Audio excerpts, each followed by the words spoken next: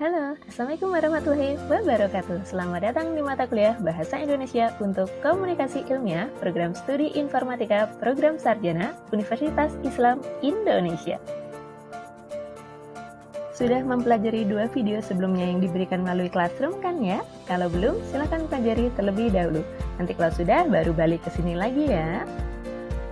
Di pertemuan pertama ini, kita akan mempelajari mengenai konsep dan fungsi bahasa. Apa sih gunanya bahasa itu?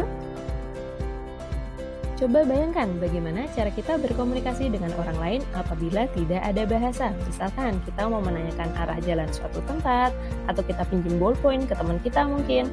Kalau tidak ada bahasa, kita cuma lihat-lihatan aja, bisa jadi pesan itu tidak tersampaikan, bukan?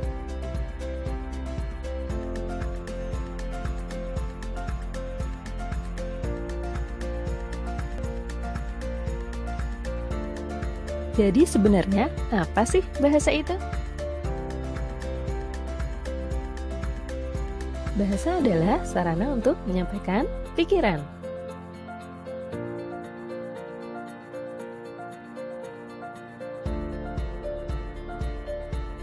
Selain fungsi dasarnya sebagai alat untuk menyampaikan pikiran, bahasa juga berfungsi sebagai identitas nasionalisme suatu bangsa dan juga sebagai bahasa negara.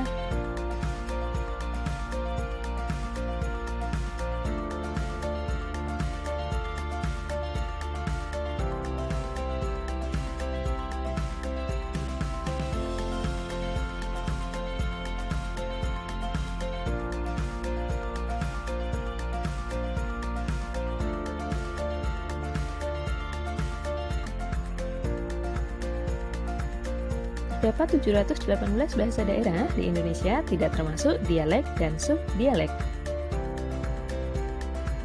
Di Indonesia tumbuh dan berkembang bahasa yang beragam. Sebagian besar orang Indonesia menguasai dan menggunakan beberapa bahasa sekaligus. Selain menguasai bahasa Indonesia dan bahasa daerah, tidak sedikit orang Indonesia yang juga menguasai bahasa asing.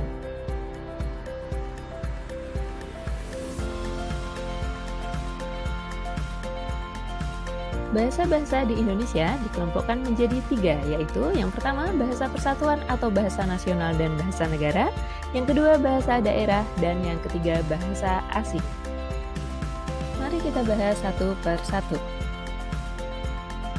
Di Indonesia, yang menjadi bahasa persatuan atau bahasa nasional dan bahasa negara adalah bahasa Indonesia.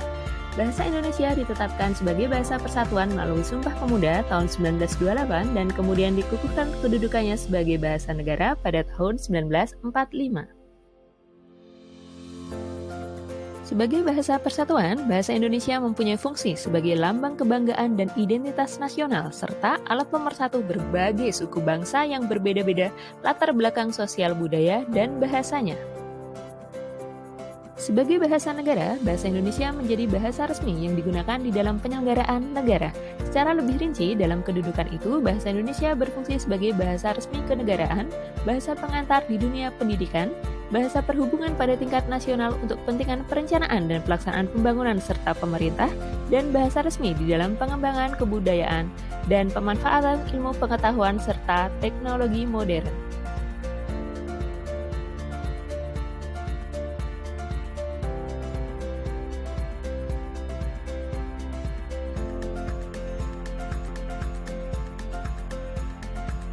Kita masuk ke pembahasan yang kedua, yaitu bahasa daerah.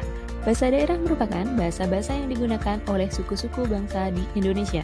Bahasa daerah berfungsi sebagai lambang kebanggaan dan lambang identitas daerah, alat penghubung di dalam keluarga dan masyarakat daerah, dan sarana pendukung budaya daerah dan bahasa Indonesia.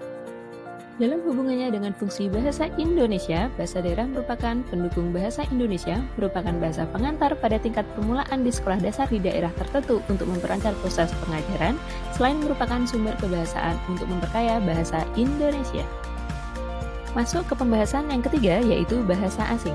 Bahasa asing merupakan bahasa-bahasa yang berasal dari negara lain yang digunakan di Indonesia.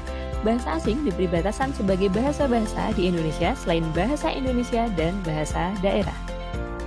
Bahasa asing mempunyai fungsi sebagai alat perhubungan antar bangsa dan sarana pemanfaatan ilmu pengetahuan dan teknologi modern untuk pembangunan nasional. Sehubungan dengan fungsinya sebagai akses untuk memanfaatkan ilmu pengetahuan dan teknologi modern, bahasa asing sesungguhnya hanya melengkapi fungsi bahasa Indonesia yang juga dikembangkan agar menjadi sarana serupa. Bahasa Indonesia tumbuh dan berkembang dalam masyarakat multikultural. Oleh karena itu, bahasa Indonesia mempunyai varian yang sangat banyak, baik varian akibat perbedaan daerah penggunaan maupun varian akibat kelompok sosial penggunanya. Perbedaan varian itu di satu sisi dapat dijadikan ciri yang menunjukkan dari daerah mana atau kelompok mana seorang penutur berasal. Di sisi yang lain, merupakan perbedaan yang mengganggu interaksi sosial antar kelompok yang menggunakan bahasa Indonesia. Oleh karena itu, untuk keperluan kedua itu, perlu ditetapkan bahasa Indonesia baku yang mewakili setiap varian yang ada.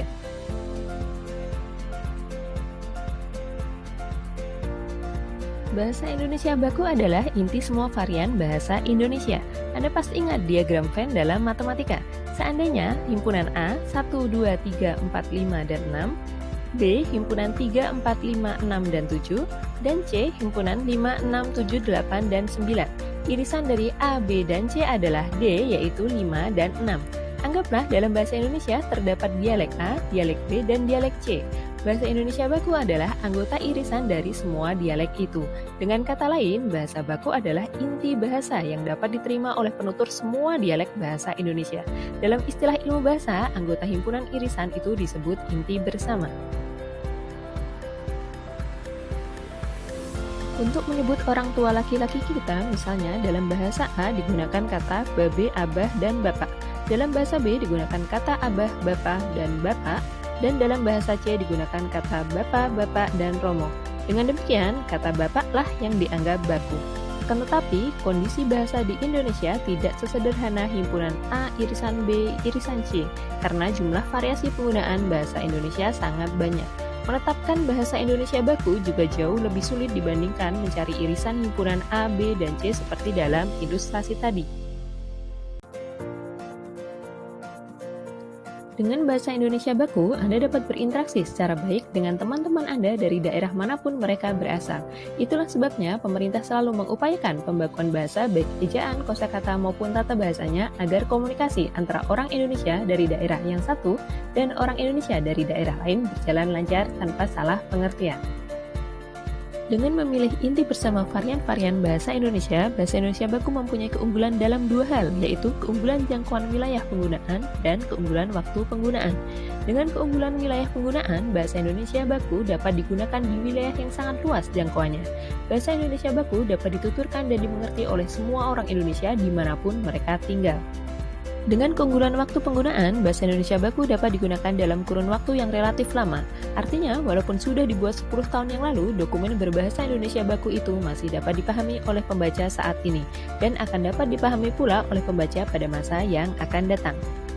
Selain keunggulan wilayah dan waktu penggunaan, apalagi ciri bahasa Indonesia baku, masih ada beberapa ciri lain, yaitu kemantapan dinamis dan cendekia. Bahasa Indonesia baku memiliki kemantapan dinamis, artinya kaidah bahasa Indonesia relatif tetap serta tidak berubah setiap saat. Meskipun demikian, kaidah bahasa Indonesia harus dapat diterapkan ke semua gejala yang ada di dalam bahasa Indonesia. Bahasa Indonesia terus berkembang, maka kaidah bahasa Indonesia harus berlaku juga untuk unsur bahasa yang baru yang muncul itu. Yang keempat yaitu bahasa Indonesia baku memiliki ciri cendekia. Artinya bahasa Indonesia baku mencerminkan cara berpikir yang teratur, logis, dan sistematis. Untuk mengungkapkan gagasan, bahasa Indonesia baku dapat digunakan untuk menyampaikan isi pikiran secara teratur dan sistematis. Oleh karenanya, pemahamannya pun dapat dilakukan secara baik. Berpikir teratur, logis, dan sistematis itu adalah ciri pemikiran yang cendekia.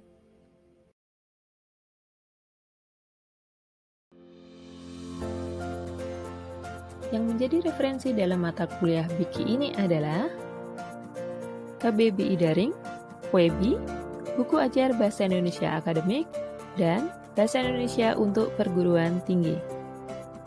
Terima kasih sudah menonton video ini. Sampai bertemu di kelas untuk diskusi lebih lanjut ya. Semoga bahagia dan sehat selalu. Wassalamualaikum warahmatullahi wabarakatuh.